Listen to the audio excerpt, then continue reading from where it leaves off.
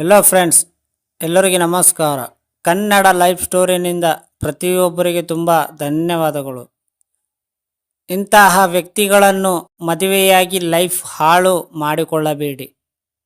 ನೀವು ಜೀವನದಲ್ಲಿ ತಪ್ಪಿಯೂ ಇಂತಹ ವ್ಯಕ್ತಿಗಳನ್ನು ಮದುವೆಯಾಗಬೇಡಿ. ಇದು ಅನುಭವ ಮಾತುಗಳು. ಮದುವೆ ಅನ್ನುವುದು ಪುರುಷನಾಗಲಿ ಅಥವಾ ಮಹಿಳೆಯರೇ ಆಗಲಿ ಅವರ ಜೀವನದ ಪ್ರಮುಖ ಅಂಗವಾಗಿರುವುದು. ಮದುವೆಯ ಬಗ್ಗೆ ಸೂಕ್ತ ನಿರ್ಧಾರವನ್ನು ತೆಗೆದುಕೊಂಡರೆ ತುಂಬ ಒಳ್ಳೆಯದು.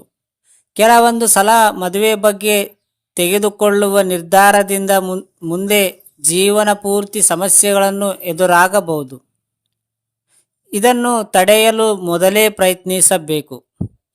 ಆಧುನಿಕ ಯುಗದಲ್ಲಿ ಹೆಚ್ಚಾಗಿ ತಮ್ಮ ಬಾಳ ಸಂಗಾತಿಯನ್ನು ಹುಡುಗ ಅಥವಾ ಹುಡುಗಿ ಆಯ್ಕೆ ಮಾಡಿಕೊಳ್ಳುತ್ತಿರುವ ಕಾರಣದಿಂದ ಯಾವೆಲ್ಲ ಅಂಶಗಳನ್ನು ಗಮನದಲ್ಲಿಟ್ಟುಕೊಳ್ಳಬೇಕು ಎಂದು ತಿಳಿದಿರುವುದು ಅಗತ್ಯ.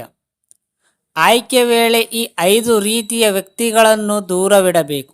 ಅಂತಹ ವ್ಯಕ್ತಿಗಳನ್ನು ಯಾರು ಎಂದು ತಿಳಿಯುವ ಕುತೂಹಲವಿದ್ದರೆ ಇದು ಸ್ಕ್ರೋಲ್ ಮಾಡದೇ ನೀವು ಸ್ಫೂರ್ತಿಯಾಗಿ ಕೇಳಿ, ಅವಾಗಲೇ ಅರ್ಥವಾಗುತ್ತೆ. ಸುಳ್ಳುಗಾರ. ವಿಶೇಷ ಸಂದರ್ಭಗಳಲ್ಲಿ ಸುಳ್ಳು ಹೇಳಬೇಕಾದರೆ ಅಂದುಕೊಂಡೇ ಕ್ಷಮೆ ಇದೆ. ಆದರೆ ಕೆಲವರು ಯಾವಾಗಲೂ ಸುಳ್ಳು ಹೇಳುತ್ತಾ ಇರುತ್ತಾರೆ. ಇಂತಹ ಜನರನ್ನು ತಪ್ಪಿಯೂ ಮದುವೆ ಆಗಬಾರದು. ರಹಸ್ಯಗಳನ್ನು ಮುಚ್ಚಿಟ್ಟುಕೊಳ್ಳುವ ಜನರು ಯಾವಾಗಲೂ ಜೀವನದಲ್ಲಿ ಇದನ್ನು ನಿಮ್ಮ ಮುಂದೆ ಹೇಳಿಕೊಳ್ಳುವುದಿಲ್ಲ. ನಿಮ್ಮ ಜೀವನವು ರಹಸ್ಯದಿಂದ ಸಾಗಬಹುದು. ಕೆಲವು ಸಲ ಇಂತಹ ರಹಸ್ಯಗಳನ್ನು ಹೊರಗೆ ಬಿದ್ದ ವೇಳೆ ಅದರಿಂದ ಮನಸ್ಸಿಗೆ ತುಂಬ ನೋವಾಗಬಹುದು ಅಥವಾ ಸಂಬಂಧ ಮುರಿದು ಬೀಳಬಹುದು. ಕಪಟ ಮನಸ್ಸಿನವರು. ಕೆಲವರು ಹೇಳುವುದು ಒಂದು ಮಾತು ಮಾಡುವುದು ಇನ್ನೊಂದು. ಕೆಲವರಲ್ಲಿ ಕಪಟವು ಮನಸ್ಸಿನಲ್ಲಿ ತುಂಬಿರುವುದು. ಇಂಥವರನ್ನು ಮದುವೆಯಾಗಿದರೆ ಆಗ ಅದು ಜೀವನದಲ್ಲಿ ಸಮಸ್ಯೆಗಳನ್ನು ಹುಟ್ಟು ಹಾಕಬಹುದು. ಕೆಲವೊಂದು ಸಲ ಇವರು ಕಪಟನದಿಂದ ಜೀವನ ಪೂರ್ತಿ ಕೊರಗಬೇಕಾಗುತ್ತದೆ. ಬಲಿಪಶುವಿನಂತೆ ವರ್ತನೆ. ಕೆಲವರು ಜೀವನದಲ್ಲಿ ಬಲಿಪಶು ಆದಂತೆ ನಟಿಸುವುದು ಇದೆ.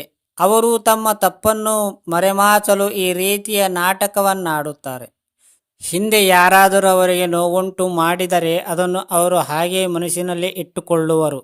ಬೇರೆಯವರ ಕಾರಣದಿಂದಾಗಿ ನಾನು ಇಂದು ತಪ್ಪು ಮಾಡುತ್ತಿರುವುದಾಗಿ ಅವರು ದೂರವರು. ನಾನು ನನ್ನದು ನನ್ನಿಂದ. ಇಂತಹ ಜನರು ತುಂಬ ನೋವು ನೀಡುವರು. ಕೆಲವರಿಗೆ ಆರಂಭದಲ್ಲಿ ಇದು ತುಂಬ ಆಸಕ್ತಿ ಮೂಡಿಸುವುದು, ಆದರೆ ಕೊನೆಯಲ್ಲಿ ಅವರು ಇವರಿಂದ ದೂರ ಓಡಿ ಹೋಗಲು ಪ್ರಯತ್ನಿಸುವರು. ಇಡೀ ಜಗತ್ತೇ ತನ್ನದಾಗಿ ಇರುವುದು ಮತ್ತು ನಾವೇ ಅದಕ್ಕೆ ಅಧಿಪತಿ ಎನ್ನುವಂತೆ ಅವರು ವರ್ತಿಸುವವರು. ಇವರು ಯಾವತ್ತಿಗೂ ತಪ್ಪು ಮಾಡಲ್ಲ ಎಂದು ಭಾವಿಸಿಕೊಂಡುವವರು. ಸ್ಪಷ್ಟತೆ ಇಲ್ಲದೆ ಇರುವುದು. ಇಂತಹ ಜನರನ್ನು ಮದುವೆಯಾದರೆ ಆಗ ಅವರು ಸಂಪೂರ್ಣ ಭಾವನೆಗಳನ್ನು ಹೀರಿಕೊಳ್ಳುವರು. ಅವರು ತಮ್ಮ ಬಾಧ್ಯತೆ ಬಗ್ಗೆ ಯಾವತ್ತಿಗೂ ಸ್ಪಷ್ಟತೆಯಿಂದ ಇರಲ್ಲ. ಇಂತಹ ಜನರು ಒಂದು ರೀತಿಯಲ್ಲಿ ನಕಾರಾತ್ಮಕತೆ ಇದ್ದಂತೆ. ಇದನ್ನು ನಿವಾರಣೆ ಮಾಡುವುದು ಅಗತ್ಯ. ಫ್ರೆಂಡ್ಸ್, ಅರ್ಥ ಆಯ್ತಾ ನಿಮಗೆ? ಈ ಸ್ಟೋರಿ ಕೇಳಿದ ಪ್ರತಿಯೊಬ್ಬರಿಗೆ ತುಂಬ ಧನ್ಯವಾದಗಳು. Thank you so much universe.